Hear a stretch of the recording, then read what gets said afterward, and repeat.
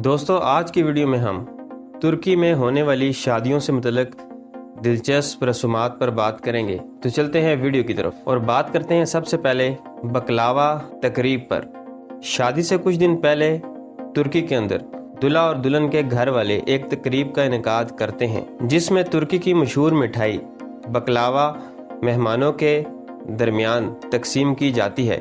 इसी निस्बत से इस तकरीब को बकलावा तकरीब भी कहा जाता है। तुर्किश शादी की दूसरी रस्म कीना नाइट है।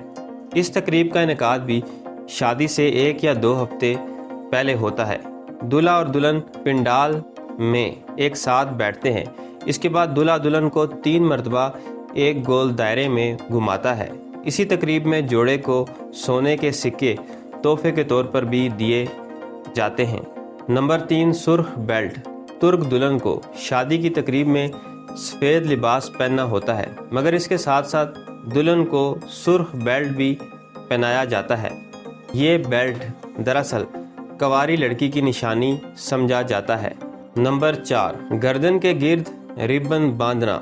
जैसे ही शादी की तकरीब मुकम्मल होती है और केक काट लिया जाता है, इसके बाद दूल्हा दुल्हन की गर्दन पर एक रिबन बांधता है। इस रिबन के ऊपर शादी में शरीक मेहमान तोहफे टांग देते हैं।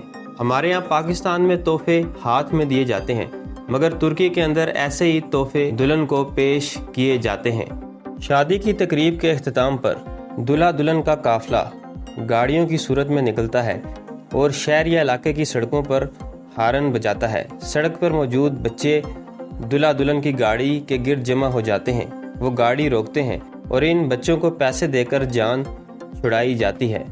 तो दोस्तों ये थी मेरी आज की वीडियो पसंद आए तो चैनल को सब्सक्राइब करें। मिलते हैं अगली वीडियो में। अल्लाह हाफिज़।